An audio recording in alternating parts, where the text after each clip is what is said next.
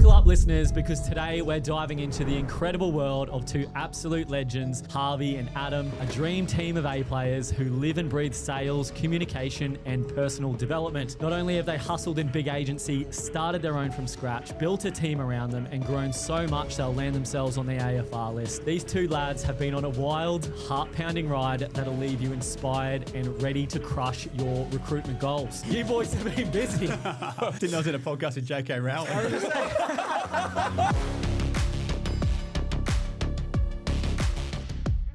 Thanks for joining us, boys. Thanks for having us. Third time. This is our hat-trick appearance. I know, and there's probably plenty of people who know who you are from listening to the podcast before, but I want to kind of hand the floor to you guys for a few minutes and just, I know Blake's given a pretty thorough rundown of what you guys have done, but just from your side, just a bit about the journey to this point with Harwell. It'd be great just to hear from you.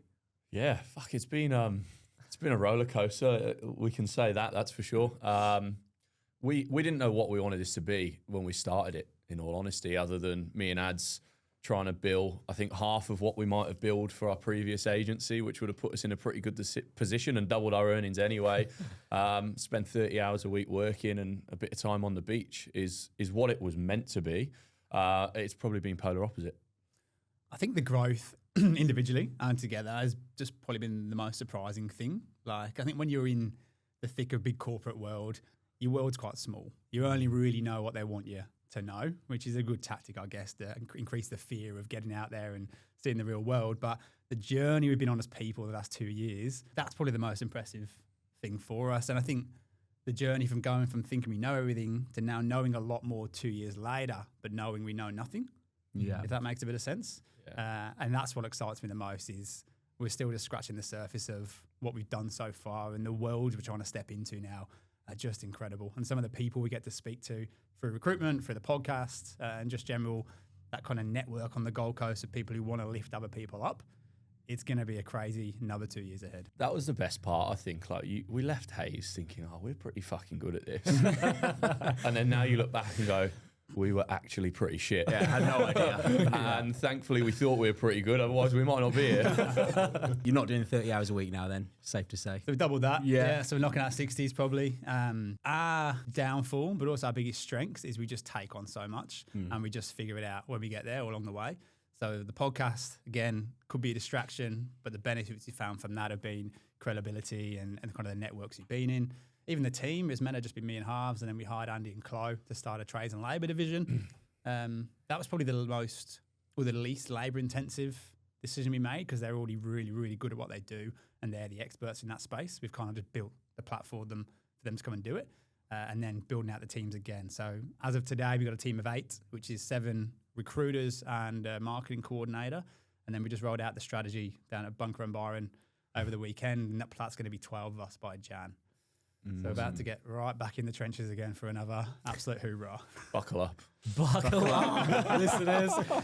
And so what's it like starting an agency with your best friend? Because we talk to recruiters all the time, and one of the common themes before starting their business is, do I do it by myself? Do I do it with a colleague? Do I try and find a friend? What's your experience been like starting a business together, and is there anything you would do differently now being where you're at? I think when you get it right, it can honestly be a superpower. I think we spoke at the recent mastermind. We had a question around that, and the way we feel, it's like we've got 3 brains. And what I mean by that is Ads has an idea, I have an idea or opinion on something, and then we kind of normally settle on something that's in the middle.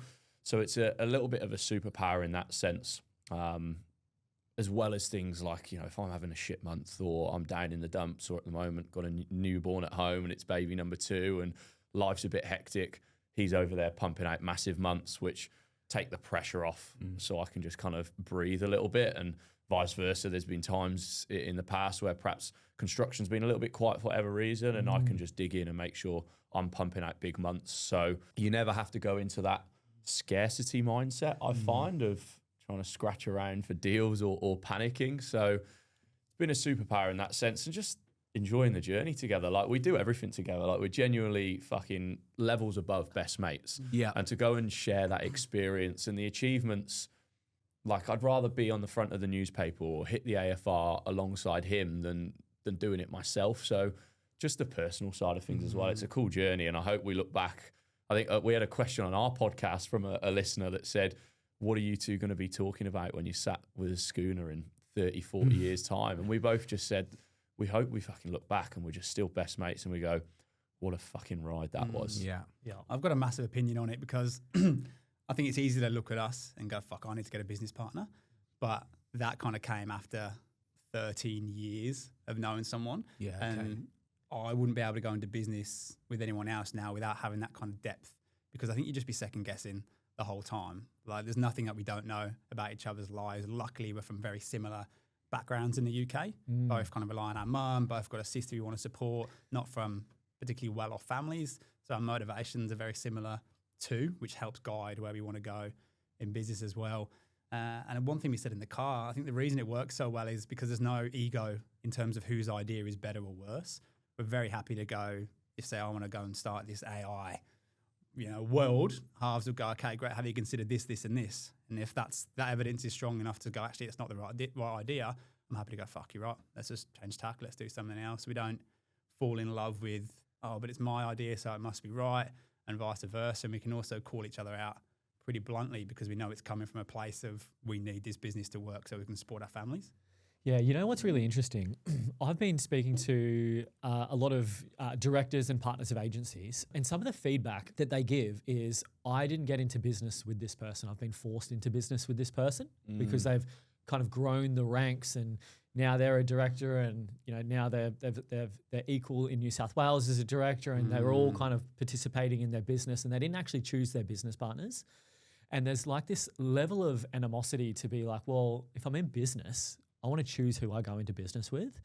And so the reason why I share that story is because one of my girls at Vendito kind of said something in a similar vein. They saw you guys at the mastermind and said, I wish I had that. I want that out of my business partner. And it was just a reminder to say, getting into business with someone isn't normally like that. They're best mates in business together. They're not business partners in business together. And so it's a really unique opportunity and situation you guys find yourself in, because as you say, it was 13 years of building up to get into business with each other. Whereas sometimes there's this kind of fantasy or idealistic concept that, you're going to get into business with your business partner, you're going to be in love with them, and you're going to be best mates and do all this stuff. And like most times than not, that's not what happens with business partners. So you guys are in a really, really good spot that you're not only best mates, it helps keep the glue together, but you're also super humble with how you're approaching business as business partners too. So it's really inspiring to look at. Yeah, I didn't really like my business partner, but it just seemed like two good operators, and then you end up being driven by ego half the time. But when you're good mates, like you're saying, you park the ego and you just do what's right for each other. And I guess there's probably levels to it as well. Like HARWELL isn't just a business anymore. It's kind of the combination of everything that we're about as people as well. I'm getting a little woo-woo with it. So it's like a cult, isn't it? It kind of is. But like it's a representation of both of us, whether that's in recruitment, whether that's the podcast, whether that's just the clothes we wear. So I think you can go into business with someone for a business outcome and know we want to scale and exit that, and then we'll shake hands and go our separate ways. But there's no end date here. This is going to be until we roll over. Hopefully is after the box in a couple of weeks. Yeah, there can be a very difficult side to business partnership as well. Like, one thing that we've learned is the only risk to HARWELL is mine and Adam's relationship, nothing else. If our relationship breaks down for whatever reason, HARWELL is at risk. So it's one thing that as the business has got much bigger and we've got a lot busier, the first thing that we probably push to the side is me and him spending time together as mates, not business, just purely mates. So we've tried to now actually put times into the calendar where a few weeks back we went and did a 9-hole pitch and putt on a Thursday morning just as mates. And it was so good for us, and we definitely needed it, because now we're going into another crazy sprint. It just kind of like reminds you why you do it and puts you back on the same page. And that's one thing that if you forget to do can be very, very difficult. Yeah, it keeps you grateful, reminds you why you work hard, right? When you can just take a bit of time out and go hang out with each other as mates and go, yeah, we're enjoying the fruits of our labour. Yeah. Okay, so let's get into the topics of the podcast, which is all around business development, lead generation, prospecting, etc. So I guess the first pillar that we want to talk about is lead generation and prospecting. So you guys have had a really strong kind of growth period over the last 2 years when you started. You both started from scratch essentially. So no better people to ask these questions to. But I guess I'm going to give you a broad question right now, and this is going to be more focused to Adam. What's the most effective strategy you've used to consistently generate leads when you first started?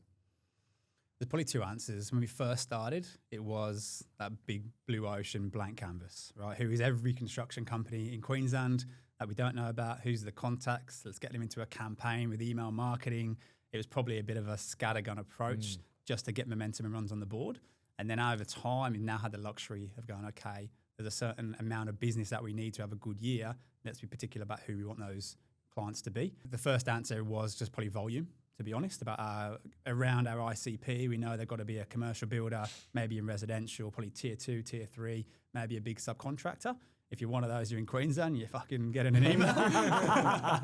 And then over time, now it's a lot more referral-based and relationship-based. I'm lucky I've got a bit of a superpower, a super weapon, Andy Hanna, who's out there pounding the pavement, banging on sites every day. So he sees what's going on the ground, on site.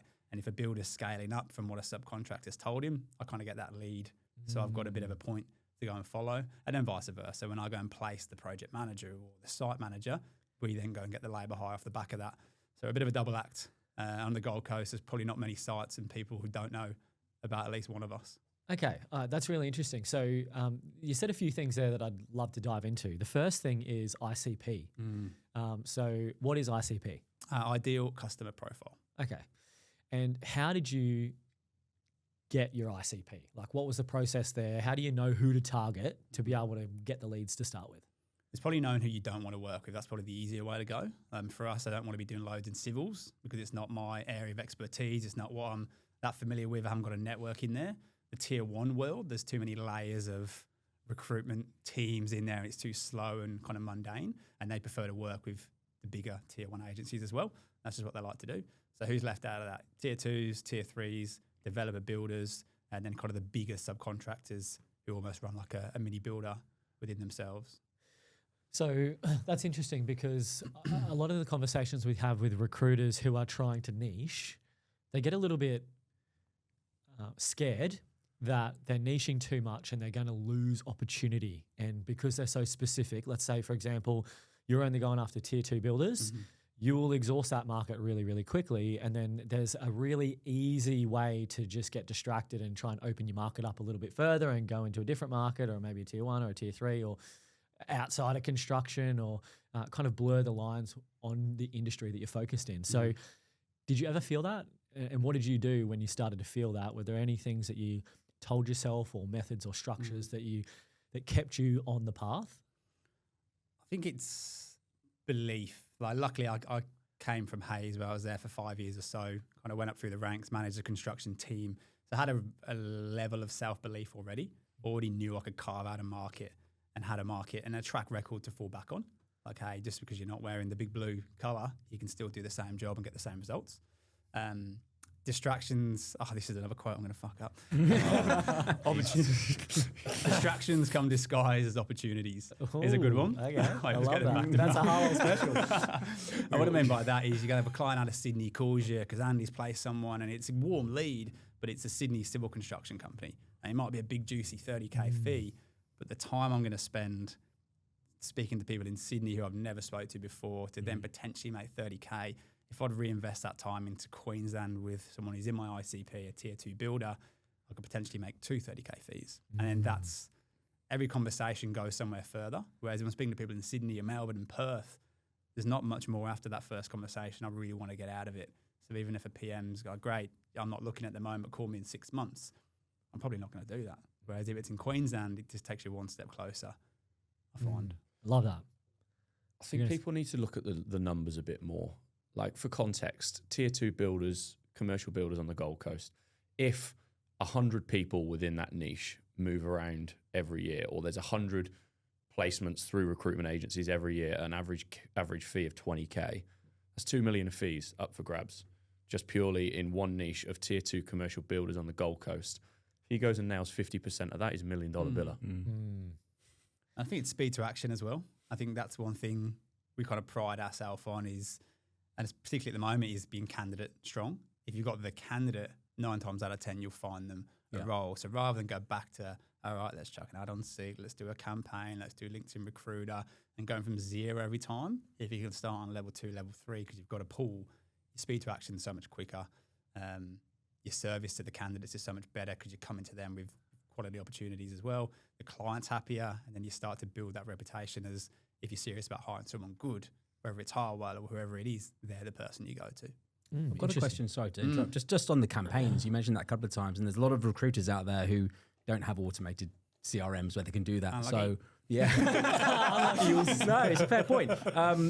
What was involved in your campaigns? Was it just emails? Did you integrate calls and specking or floating candidate? What was your campaigns? What do they look like? Pretty basic, to be honest, looking back, and it's something I'd probably cringe at now. If I read the first one, it was... the first one was a big long one. Hey, I'm Adam. I'm a director of Harwell Consulting. We're a new recruitment agency.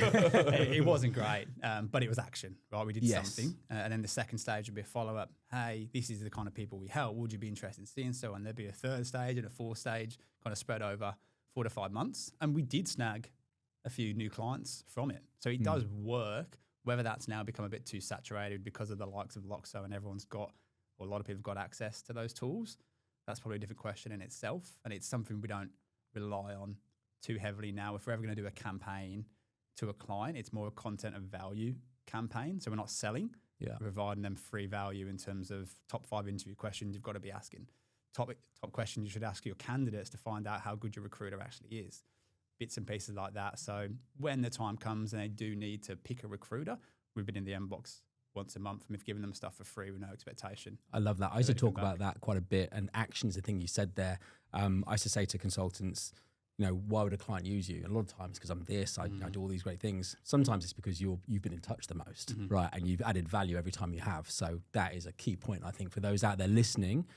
Doing the action is probably 90% of the job. And you can sit there and rewrite it a million times and, this sounds perfect. And you might think it's perfect on one day. You come into the office the next day, that fucking sounds shit. How many times have we done that? So it's just about press the button, learn from the feedback you get or the feedback you don't get. If you get no replies, it probably wasn't a good campaign. And then just rejig and adjust rather than try and get it perfect. Because again, it's a timing thing. It could be the perfect bunch of words on the email, but if they just hired the PM last week, they're not going to be looking for one. Isn't the quote being done is better than perfect or something like that? Yeah.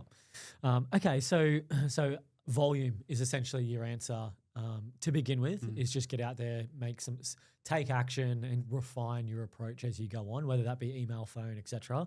What about personal branding content? Like this is something that you guys are really, really good at. How would somebody thread personal branding content, this type of thing, in with their proactive outbound BD strategy? LinkedIn, obviously, in the recruitment world is a massive one. So to start with, it's just consistency, but probably deciding who you're trying to be and who you're trying to target. They're the main things, because LinkedIn's amazing. You've got a platform where you can effectively create one-to-many content. So rather than sit here for 2 hours and call 50 people with a phone call, which still works and still needs to be done, what about today spending a 2-hour block of creating 50 pieces of content, which over the period of a month might be viewed by 400,000? That's where it can really be utilized, but you have to be really clear on who you're trying to talk to. And we've fallen into that trap of posting the fun stuff of Harv doing cartwheels on the beach when he gets a fee in, which is important because it shows us as people, and that's the authenticity side of it. But that gets loads of likes, and it often gets likes from recruiters. So we fell into a bit of a trap of posting content that just got loads of likes by recruiters. But recruiters aren't coming to me asking me to recruit CFOs. So it's transitioning back on that and going, who's my target audience? How do I speak to them with every single post, with things like giving them free value, career advice, hiring tips, things like that, just to elevate my profile. And as you said, with the email inbox, if you're sending the emails and you're top of their inbox all the time, Well, what if I'm on their newsfeed every single day? Yeah. So for recruiters that are hesitant to be posting, to be using video, that aren't sure what to say, they don't feel like they've got the credibility or the authority, and they just feel like something's missing to just get it done.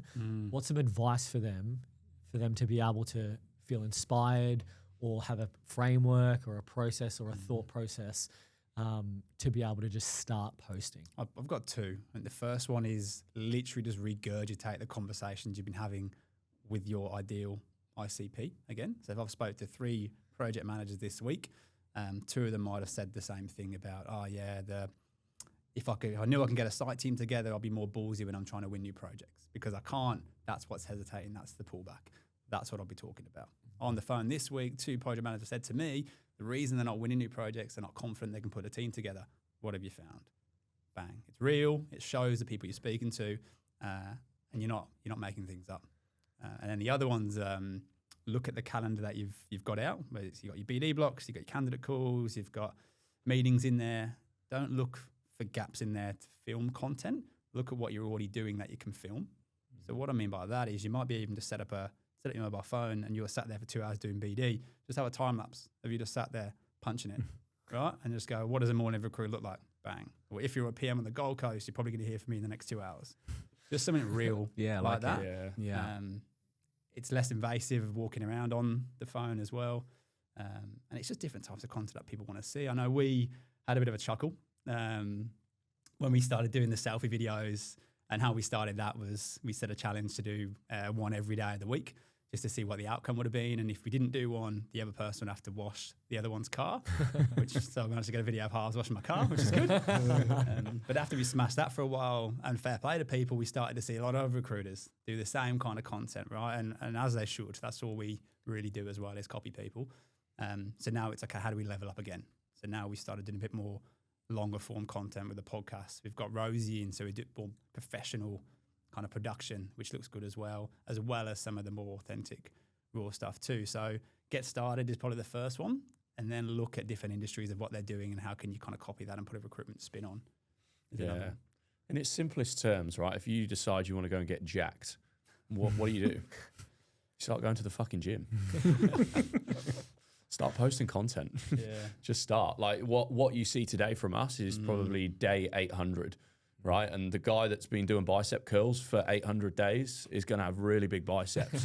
But the only way you're going to get to day 800 is starting on day 1, and it's as simple as that.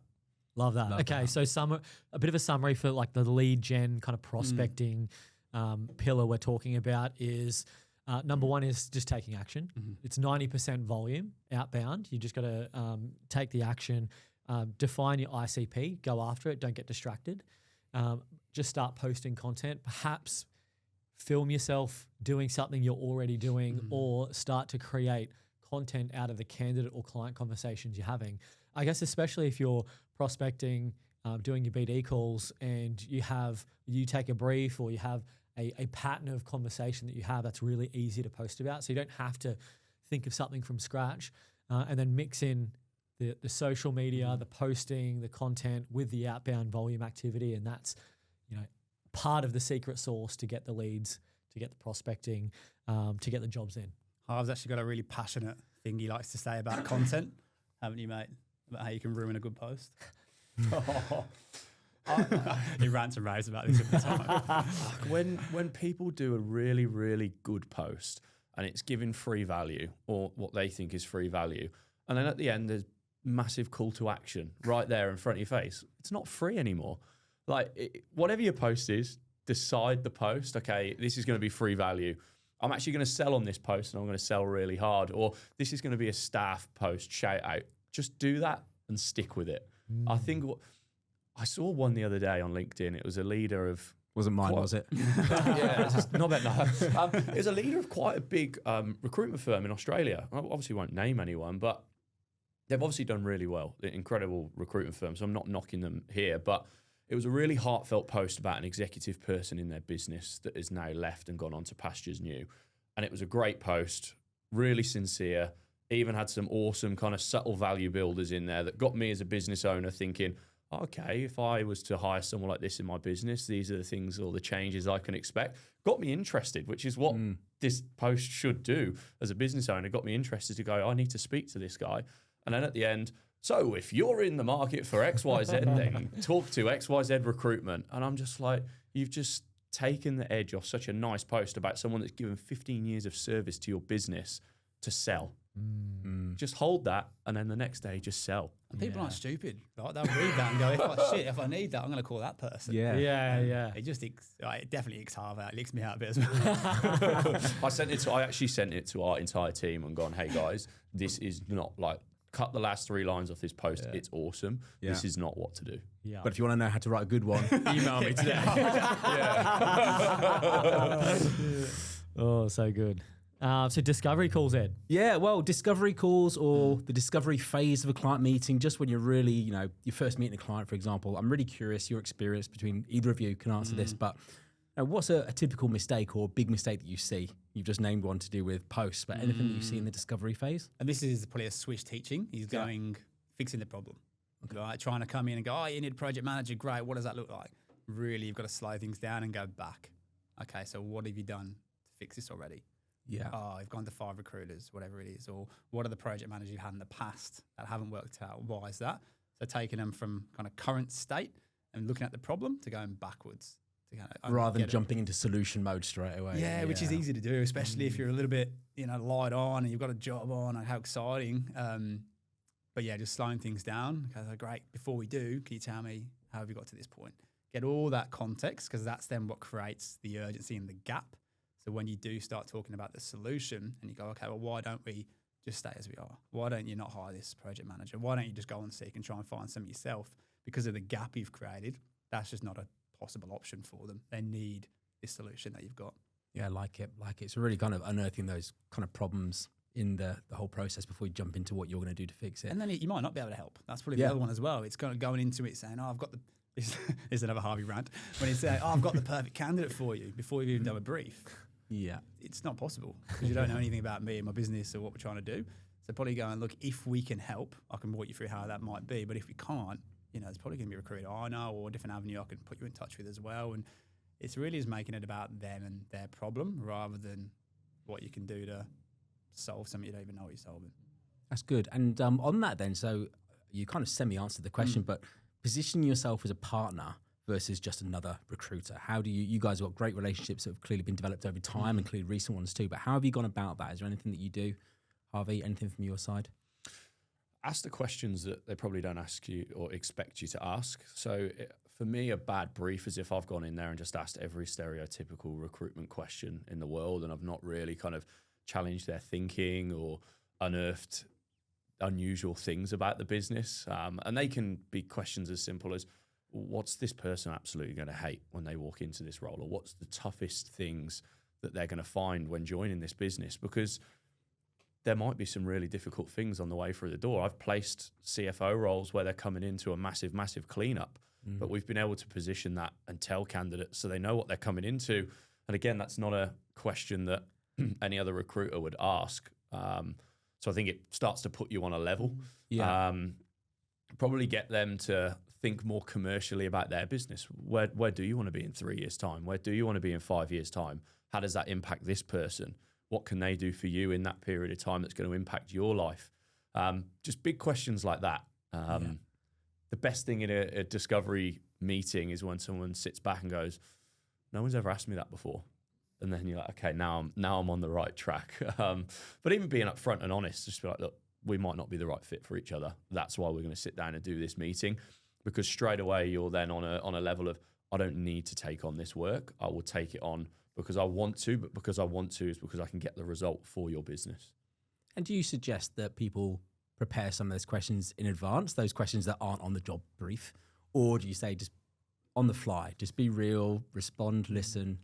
What do you recommend there? I actually prep a really detailed brief before I go in. So say this was a client meeting. I never worked you before. I do my research. I prep a draft brief, which for us, going into the detail of it, is kind of normally a 3 or 4 page document, our dual branding on the top, and then we go into a copy and paste through the company. Then it'd be my spiel of the company. Oh, well, ex-recruiter, tier 2 builder, they do A, B, and C. These are the typical values. Then I'd have a project info one, where I'd list all the sectors they work in, typical duration of the program length, are they EBA, non-EBA, where do they build, what kind of clients do they work with, what are the systems they use. I then go into the team structure. They resource things really well. They've got 3 foremen, 3 CAs, whatever it is. Then we go into the culture and the values. Then we go into key metrics of the role. In the first 90 days, this PM must have the ECI completed. Then we go into the role duties, experience required, package at the bottom. So it's pretty heavy. And obviously I can't do that before the meeting, but like if I can get 60, 70%, and I say, hey, Blake, there you go, this is what we're going to be working through. You go, fuck, this guy gives a shit. He's gone and researched the company and wants to know all this detail. And then the actual line I use is, when we walk out of this meeting, I'm going to have everything I need to know exactly who this person is. If it's not in here, then we can't qualify someone on it. But if I send you someone who's different to this brief, you've got right just to hit me over the head and say, fuck, what have you been doing? Because this is the Bible that we're looking for. Nice. So it puts the onus back on the client as well, because if it's not in this brief, how do you expect me to go and match it to the market as well? You know what you said a little bit earlier on that I think is probably worth exploring and understanding is around framing. So you said a really good line before around, look, let's see if we can help. And if we can't help, do you mind if I point you in the right direction of someone that can? Framing that before going into taking a job brief gives you an instant level of credibility and authority that you're not there to just sell them and, you know, flick over some CVs. So talk to us about how you frame these discovery calls and perhaps even the purpose of the discovery call, because prior to the swish method, I thought, what the hell is a discovery call in recruitment? It was kind of a little bit, I was missing a trick there, and I didn't understand, because I was probably really transactional in the way that I operated, what the purpose of a discovery call was, why framing's important, and kind of wrap this kind of process up before taking the job brief. So who wants to go on that? I can whip out an ANOT if you want. This is as he's raring to go. He's falling off his chair, yeah. So, Blake, appreciate you taking a bit of time to work through the job brief today. Naturally, after doing this for 7 years and building HARWELL up to 7 figures within 2 years, I know a lot of builders do things a lot of different ways.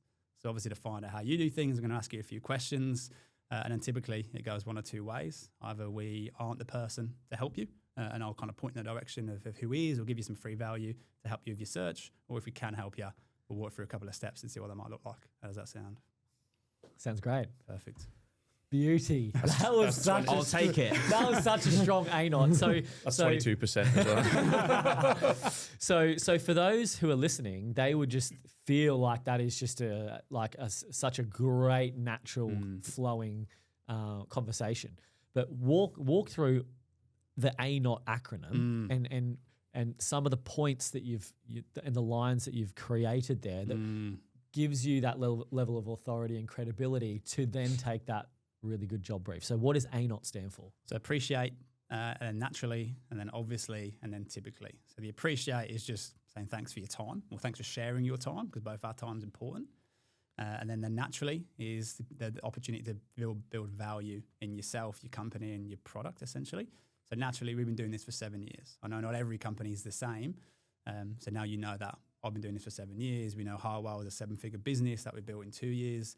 So rather than me tell you how good we are, I've kind of just dropped that in a really non-invasive, non-direct way. Obviously, I have to ask you a few questions to find out if it can really help. So you're kind of getting permission then to ask some of the really curlies because you've set it up at the front end. And then look, typically it goes one or two ways. So you kind of give them an out. So they haven't got to sign up today, or they lose this offer in 30 minutes. None of that high pressure stuff. They know, great, if it's not for me, he's going to help me out anyway. It's all about changing their frame of mind. Matt, every recruiter thinks they're different to all the other recruiters, but that person that you're about to go and sit in front of that you've never sat in front of before is going to think you're exactly like the rest. So they're going to expect you to come in and sell from minute one and tell them, I can get you the perfect candidate. We do this, we do that. So if you can come in and the first words that leave your mouth completely reframe how they're kind of expecting the meeting to go, you catch them off guard, the sales defenses are down, so then you get much better answers and you actually find the true reasoning or the true problems. So if you can go and do that from minute one in the meeting, imagine the difference in quality of the information you're going to get throughout that meeting, which, as Adam said, is your Bible, when you walk out of there and you go to the market, because you're only as good as the job brief you can take, and it stops you spending 2, 3, 4 weeks of wasted time speaking to the wrong people, giving them the wrong information, and then in 6 weeks the client's going, you haven't given me anyone. You're saying, well, yeah, because this information you gave me wasn't right, and then we're just fucked. I love that. It reminds me of 8 Mile. You know when he's doing that battle and he says all the negative things about himself straight away. It's like, get it vaccinated against it straight away, and then there's nothing for you to come back with. Yeah. No, I love that. Just a question on kind of cold calls or BD calls. You know, it's something that we have all done or have to do, and not everyone loves it. But what's the biggest piece of advice you've got around that? I always used to focus on skill when I was doing BD. I was like, how do I frame this question? How do I ask this? How do I get them to listen to me in the first 10 seconds? But maybe not on the mindset. Maybe I should have focused somewhere else. But what's your advice? The biggest one, I think, of reason people don't like BD is probably the mindset, isn't it? It's that fear of rejection. What we kind of do is we've done a lot of work with ourselves and our team of unearthing our real why. You know, okay, I want to make $1 million of personal income a year. Well, why? To support my family. Why? So they don't have the same issues I did in terms of finances when I grew up. Why? Because I want to pay off my mum's mortgage. So when you get down to like really, really powerful things like that, can I then pick up the phone 100 times and get told to fuck off to pay off my mum's mortgage in 5 years? Yep. Yeah. All right, let's start there. Like that's the mindset, is creating an environment or a mindset where it's impossible not to do it. I think that's the first thing, because again, you can mull over the perfect scripts, the perfect intros, the perfect value builders, but if they're all in your head and you ever actually hit dial on the phone and start telling them to people, it doesn't matter. So one for me was definitely the mindset piece in BD. I love that. And I also loved how you asked why so many times. Is it Kaizen? They say if you ask why 5 times, you get to the real answer. Oh, that's right. So that's actually just naturally doing it, mate. But yeah, I think awesome. in terms of a tangible takeaway, it's the familiarity. Like, you do this really well. Hi, I'm Harvey Rivers, HARWELL Consulting. How have you been? Great. Look, the reason for the call is we work with A, B, and C in your space. This is how we help them. I just want to see if you might be in the same boat and if there might be value we can add to you too. And then you either go to the meeting or you go down the call, whatever you want. But I'm working with your competitors. We've helped them with A, B, and C. Yeah, you're only as good as the information you can extract as well from your previous successes. So rather than saying, I helped ABC recruit a CFO, brilliant, that's your job. What did that CFO achieve for that company? So then you've got a story and gone, hey, I helped your competitor up the road with a new CFO, and he actually renegotiated a international freight deal, which saved them $6 million in year 1. This is how that's impacted the business. Can we explore the potential of doing that with you as well? Love that. So you're not just, hey, I recruit a CFO. Brilliant. 10 other people have called me today and told me they can do that. Here's the impact I've got from recruiting the right CFO. That's one thing that from my conversations, recruiters don't go into the depth of the outcomes of their placements. I know I never did.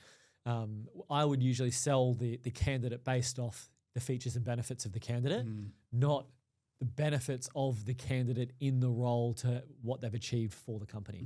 So being able to frame it and go, hey, I have placed a CFO that saved the company $6 million and this is what they've achieved.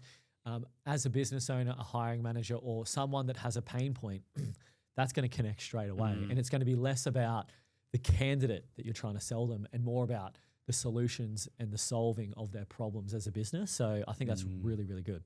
People in the e-commerce world do this really well. Obviously, it's a world that I've gone into quite heavily, and we've started a national division in e-commerce now, which is going really well. But I've partnered with a few people that specialize in helping everyday people start their own e-commerce brand, and they pump the sponsored ads on Instagram, but their ads never say, we help you start your own e-commerce brand. They say, hey, we help Blake start his own e-commerce brand, and he now does 100K in passive revenue every single month, which means that he spends 20 hours extra with his kids and his wife. That's a very different story and a very different narrative to gain my attention, to at least go, I should have a look at them.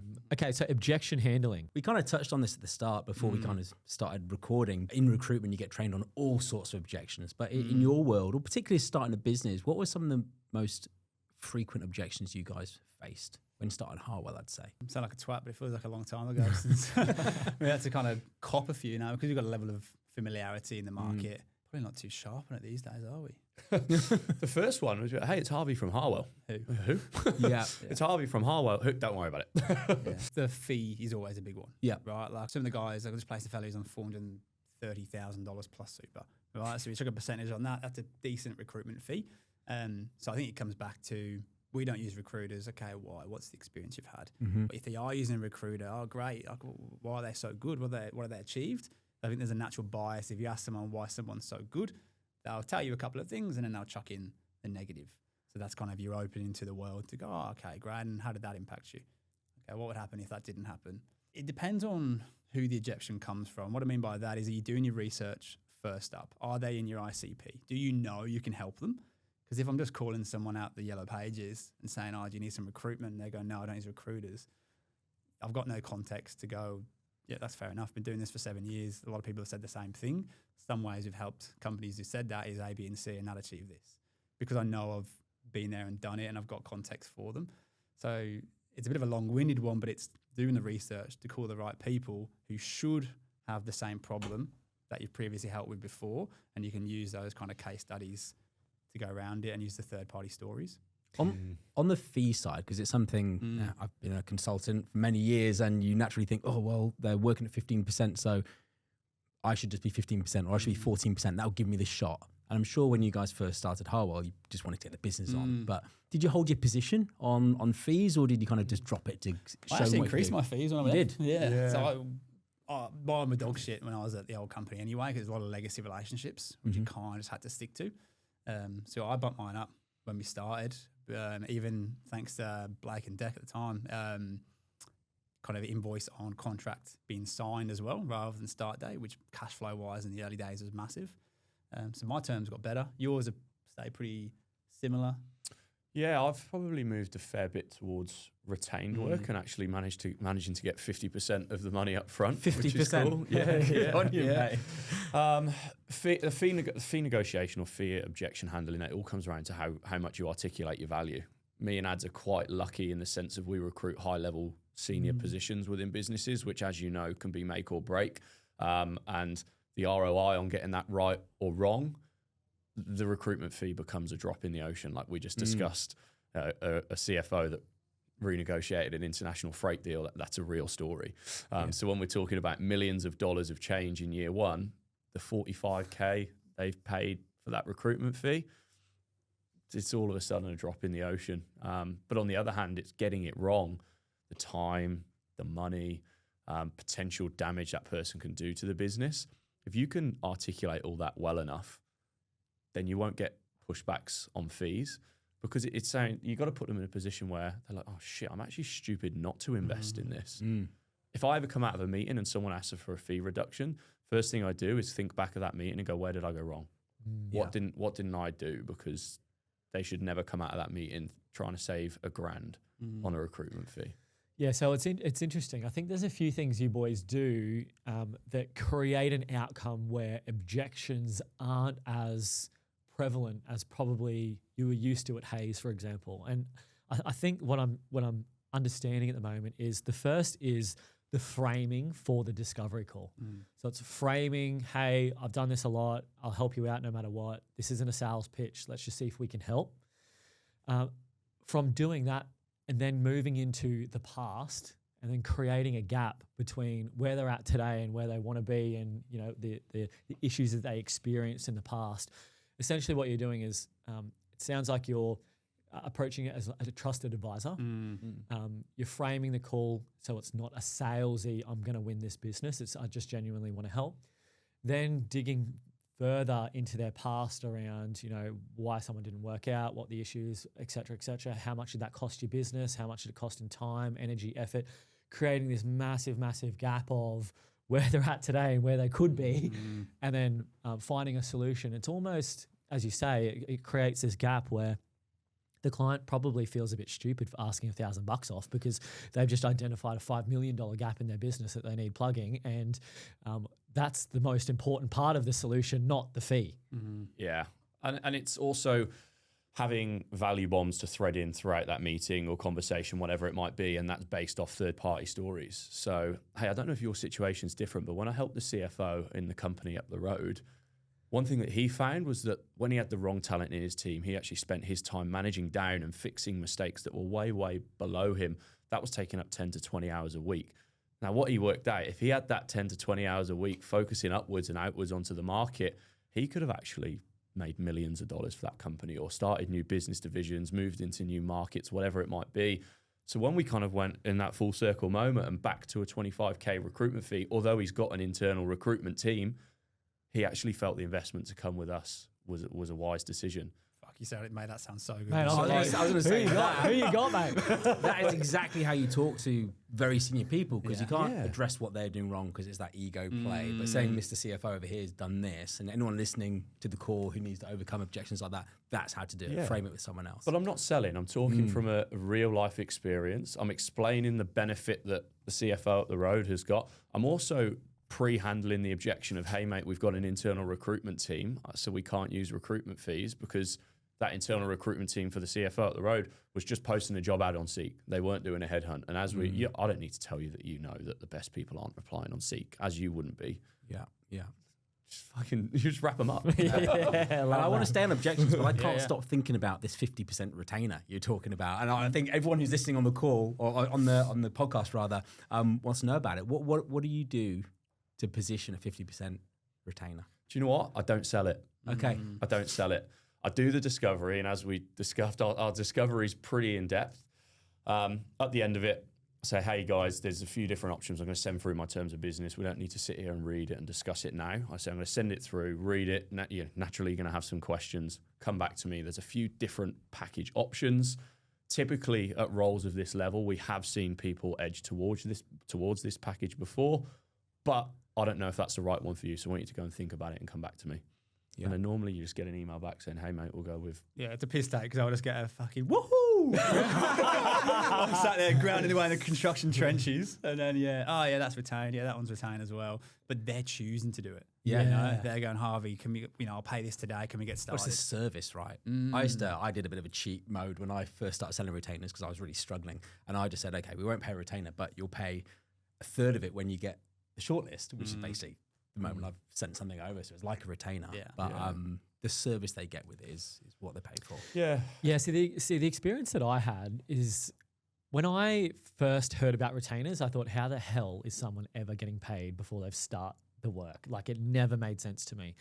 And then one day I thought, you know what, I'm just going to whack a retainer on my terms and pump up my contingent rate so high that the retainer looks really, really attractive. Never mention the retainer. And I used to do a third, because that was like the most common. And then what I found was, because I'm used to recruiting contingent roles, I'd invoice the third, and then within 2 days I've found the shortlist, and I'd have to invoice the shortlist, and haven't even paid the first part yet, and I'm still like, it was an admin nightmare. So moving to just half up front, half on contract acceptance was, from an administration standpoint, better, but you got way better commitment. And clients turn around and go, what's this option? And you go, oh yeah, look, 99% of our clients actually do choose that, but because we've never worked together, I didn't want to pitch that to you straight away, but that is the most sensible option. Yeah. I used to love selling retainers, but I used to get putting a completion up on the board that's a third of the fee. You're like, ugh. Yeah, it's a different mindset. Yeah. But it's also elevating yourself as a essential service to their business rather than just a recruiter. Like, and it's, again, you got to have your objection handles ready. Like, it's easy in my world because it's accounting, but you wouldn't go to two accounting firms and go, right, I want you to both do a full end of year tax return, and whichever one comes back best, I'm going to pay you, and the other one you can go away because you've not given me the result. Yeah. When you say it like that, Yeah, I like that. and I'm like, okay, if you're going to go to 2 recruitment agencies or 3 or 4, and whoever gets the best result, well, why would I invest my time into that? Yeah. It's a bit of an advice thing. And a bit of an education process with your clients as well. When you explain to them what a retainer's for, 9 times out of 10 they get it and they kind of go along with it. And also framing it in their language, like you just did. Like, for accountants, or you don't go into retail, you don't say that you put your stuff through the checkout and then decide how much you're going to pay. You know, we decide up front. So I know we're not perfect, right? We're not just retained, and we're not. These job briefs, the way I'm sounding them, sometimes they are pulling, blood from a stone. Is that the metaphor? Yeah. I think you just make them whatever. up, mate. Yeah. Pulling. That's a Harwell special. It's your business. But that's the way we try to be, right? Do we work on contingent, non-exclusive roles? Of course we do, right? Do we use that foot in the door to do a good job to then pitch to retain a second time round? Yeah. Absolutely. There are some clients who are a little bit left field when they call up and they've got a job or whatever it is. Do we go and do it? Sometimes we might do. So we're not absolutely live and die by what we said exactly here, but it's just probably that journey that you want to go on. And the earlier you are, the harder it is. But sometimes if you can stay true to where you want to be in the end, that's where you'll get there a bit quicker because the focus is there. I like that. Okay, so I wanted to pivot to the trust building exercise. What is the fastest way for a recruiter to go from just a recruiter to a trusted partner or a trusted advisor? Results. I was going to say no, turn down the business, you know, or advise people not to take your offer if it's not the right thing for them. I think part of Costa framed this really well, maybe. I can't remember if Costa one or not, but basically saying, look, what we're going to do here is work through a few options, right? And yes, I've got a bit of bias towards my one, but if you say this other option with the other recruiter or company is going to give you more time with your kids and more money in the pocket, I'll be the happiest bloke for you, because I'd hate to take that away from you into this role. And then straight away they go, great, he actually has my interests at heart. So at the back end, when there does need to be a bit of pressure put on potentially, or a little bit of more directness, they know you're doing it from the place of their interests rather than your own. And it's easy to talk about 2 years in because we've got a level of business and success, if you want to call it that, where we're not begging people to work with us, and we can lose a fee for the right reason because we know and believe in, you know, the world and the universe is going to kind of come back round for us anyway. Did you feel the same at Hayes? Did you turn much business away when you were there? If I did, I would have felt like I was cheating on them. Yeah, okay. Because it was not what you meant to do. So I might have been like, hey, mate, I actually think you're right. This role's not for you to take the other one. Whereas now we're kind of very vocal about it. Yeah. We're happy to and if one of our staff said, look, he's going to take the other option because of ABC, I go, fantastic.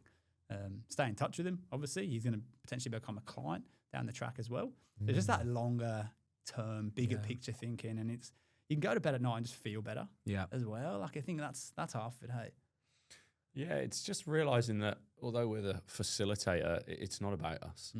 It's about the company that you're helping. It's about the job seeker you're helping, in which both ends of the spectrum, the company owner has hundreds, potentially thousands of employees that rely on them for their livelihood, or that job seeker is about to make a massive change, which the wrong change changes their wives, their husbands, their kids' lives. So when you think that I'm not the important one here, and I'm actually going to do the best by you as a human, doing that over a period of time, the compounding effect of what the long game looks like, you're always going to win. So Harvey, how would a recruiter, let's say we've got a 3-year recruiter at Hayes, currently at the moment, they're thrashing it out, they're grafting, and they feel like their relationships are probably a little transactional, and they want to elevate themselves and become that trusted advisor in their niche. What would one piece of advice you would give to them to be able to start either a mindset shift, a phrase, a to-do list, a call to action? What could they do to start going further towards being a trusted advisor instead of a transactional recruiter? Good question. Couple of answers spring to mind. One of them is, I don't know whether this is going to piss a few people off. I think you can only be treated as much as your job title or your position allows. Unfortunately, if you're in a transactional role in a massive global corporate, you're going to be viewed as transactional. What can you do to try and fight against that? Probably personal development. One thing that we learned from working in a big corporate is their training to get you up and running and learn recruitment is outstanding. There is no better place to go and learn recruitment at the moment than somewhere like that. But that's where it stops. There is no deep psychology training into how to learn your ICP and learn everything about them. Language of leaders, how do I talk to them? Even go and listen to podcasts in finance. I listen to CFO podcasts all the time. I'm a numbers geek, but that's why I can sit in front of a CFO and talk their language. So when you go and do things like that, which again, they don't prompt you to do in these places, you have to go and seek it out them yourself. I think that's probably the best step you can take. Or call Blake and Ed and start your own agency through Ex-Recruiter. Use code Harvey. We'll tell you how to do it. So I'll give you that $100 on the way out. But we joke about that, and the reason I say what I said at the start, and I hope it didn't offend anyone, is the minute we stopped working as a senior recruitment consultant at Hayes to I'm now the founder, co-founder and director at Harwell, there were people that I was trying to call for years and wouldn't give me the time of day. And you pick up the phone or you send them an email with a slightly different signature where you've got skin in the game and you're doing it for yourself. All of a sudden, they'll go and sit down and go for a coffee with you. Yeah. And nothing changed in that initial period of time other than where I was, what I was called, and what I was doing. Love that. So just change your email signature to director. Vice president. Even if you're not one, and just have a crack. Yeah, pretty much. Okay. What's the one key takeaway that someone should take from this episode? I'll ask you both individually. I think probably the intention. I think you're going in to help, right? And you don't need their business and they don't need yours. If you can help them though, then it makes sense that they'd want to use your service. I think there's a lot of depth to that. And if you listen back, you speak about the discovery and the pre-framing and the agenda and the level of research you go into. But I think if you come in with that mindset to help, to understand, you're going to straight away be in the top 10% for the people who just need to make a fee so they make budget for the quarter. Yeah. I'd probably say ask yourself how much you want it. And what I mean by that is it's easy for me and ads. This is our business. This is our livelihood. But all of the stuff we've discussed today has been a super, super hardcore 2-year learning journey because we've burnt the boats and we've gone all in on this like it's our actual life. I think about it every single minute of the day. So how much do you really want it? Because if you do and you go all in, like that's what you can do in such a short period of time. Buckle up.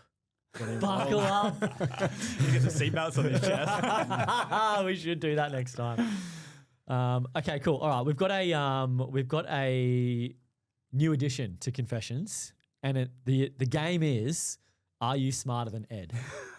I didn't come up with this game, by the way. Blake did. I came up with this game when I was listening to Nova 106.9, and it was like, maybe it's Nova, maybe it was someone else, but it was like, are you smarter than Suze? And essentially callers would come in and they'd try and like battle Suze for like general knowledge. And it was always such a fun experience. One, to see, just the general population on how they can answer the questions, but two, it was just really engaging and And the answer's probably really yes, fun. by the way. Depends on the context. Something to it. Okay, so I'm going to fire off 10 football-themed questions. So should we just show why it's football? Because Yes. you two boys have played football at a pretty reasonable level, right? I know that, but I don't know what kind of level you played at. So maybe for the listeners. Yeah, so we were League 2 pros. So League 2 is actually League 4. So you've got the Premier League, Championship, League 1, You League didn't 2. add that bit. I'm pretty upfront with it. So we there kind of came through the system and then did 2 years together as apprentices and then a bit of time as a pro, which was good, but it's not as glamorous as it might look. But in terms of what it instills in you along the way, it gives you a lot of ticker. It gives you thick skin, like you're getting C-bombed off by grown men, when you pass a ball and it's not to their right foot. Even all the forfeits and stuff we used to do and the initiations. I've been stood there, a group of like 15, 16-year-olds had to go and get your missus or your mum's lingerie and then stand and sing Christmas songs in front of the first team squad. Like all this crazy shit. We still do that. In any toughens you up, doesn't it? any normal walk of life, like it's probably workplace bullying, but in football it's just part of the process. Love it. Okay, So that's why. That's why it's football Yeah. themed. that's why. Right. Okay, cool. So what's the rules? Do we have to it a thing? ping? I think you're going to read them, ping it. Yeah. And I said to Serge, there has to be some football questions from like the 80s and stuff, because if it's all just, all right, let's see. I wasn't even born. Nice, I'm thanks, getting man. game on for this. Okay, I think we should put our hands on our laps. Okay, because we're all right next to the buzzer. Everyone is like, 2v1 here, by the Just way. move my chair in a little bit. yeah. Okay. Question number 1. Who holds the record for the fastest goal scored in Premier League history? Shane Long. Correct. That is random. Very good. Okay, so I've realised we've got That was 4 Harvey, by the options way. here, so I'm going to actually read out the 4 options. to make these. 1-0 to half. No, we don't need the options. No, well played, well played. So it's currently 1 Harwell, 0 Ed Oh, we Glover. double up. Love it. Yeah. I love it. Who won the Premier League Golden Boot in the 2020-21 season? A. Jamie Vardy. B. Mohamed Salah. C. Bruno Fernandes. D. Harry Kane. I'll go Harry Kane.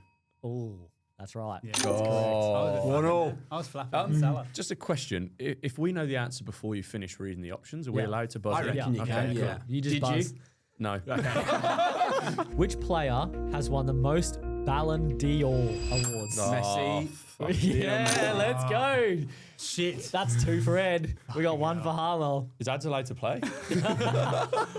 Okay, question 4. Who scored the winning goal in the 2010 FIFA World Cup final? Iniesta. Correct. Yeah. How we going I was like, no, that's Andres did that. Andres. All right, so 2-all? Yeah, that's 2-all. All I was right. trying to work out who played in the game. let alone score. Okay, question 5. Which team did England face in the semi-final of the 2018 World Cup? Croatia. Oh, that's good. You guys I are cried awesome. when we lost that game. I don't know any of these questions and answers. We're all English. We all play football, Yeah, so it's a bit okay. easier. A lot of recruiters are English, so they'll get it. Okay, so we got 3 points to Harwell, 2 points to Ed Glover. Which country has won the most FIFA World Cups? Get in there. Brazil. Yes. Can we have a bonus point for second? Okay, we got 4 points to Harwell, 2 points to Ed. Come on, Ed. Mate, yeah. Breakaway. Who won the UEFA Euro 2020? Oh. Ed. Portugal. Incorrect. No, Italy. Yeah, ding it. Italy. Yeah! We baited him there, right? Almost put your hand through the desk, mate. Okay, so that's 5-2. 5 to 5-2. Harwell, 2 Yeah. for Ed. How many questions This have we might got? not actually be a very good segment for us, mate. Not really. We'll cut this one out after this. Which club is known as Los Blancos? Real Madrid. Get in there. He just didn't even finish saying it and he got in there. So that's 6-2. Yeah. Yeah. With 2 questions to go. 2 questions to go. So I think we've won. For that cup surgery. Yeah, but let's do them anyway. Okay. Last 2 questions, just bonus questions, Yeah. double points. Hey! Who holds the record for the most Premier League appearances? Brian Giggs. Incorrect. I've got this one of you. Gareth Barry. Nice. Okay, last question. 80s, mate. I told you, 80s. Last question. Which footballer is famous for the hand of God goal? There you go, Armando Maradona. Nice. What was the final score? 9-5. I was double points. It was double points at the end. Oh, yeah. Yeah. 9-5. I to got Harwell. smoked. I got smoked. It's Good, fine. good job, boys. Yeah, You're not well only played. good recruiters, you're good under the pressure, under the pump of football questions. Thanks, mate. So, And Ed, I've just had a bit of hot sauce put in front of me. would you like to pour it out for Ed? Do I have to do really? Yeah, All right, go on then, pour So, it out. so Ed's got to have I'm- a shot of hot sauce. I'm Fill that puppy to the brim. Can we have some background music? Just try and get. Bit of lift music. Yeah. What hot sauce is this? Homemade. my God. Oh my god. All right. Tangy that. The brim. Nah, that's good. That's good. Jesus. You need to get a good angle of the vomit here, Serge. Vomitron. Oh, Sergi's that's face. pretty nice, Serge, but it's hot. I'm Latino, mate. I can deal with it. Are you Latino? Yeah. Oh, yeah. My mum is. Oh, your mum. Yeah. Okay. If listeners want to get in touch with you, or clients or anyone like that, what's the best way? There's 2 ways. So LinkedIn is kind of our corporate persona, if you like. So Adam Powell, Harvey Rivers on LinkedIn, or Harwell, Harwell Dot. But Instagram's one we're pushing at the moment. So our personal brands we're trying to ramp up and probably do a bit of a behind the scenes of building the journey as well.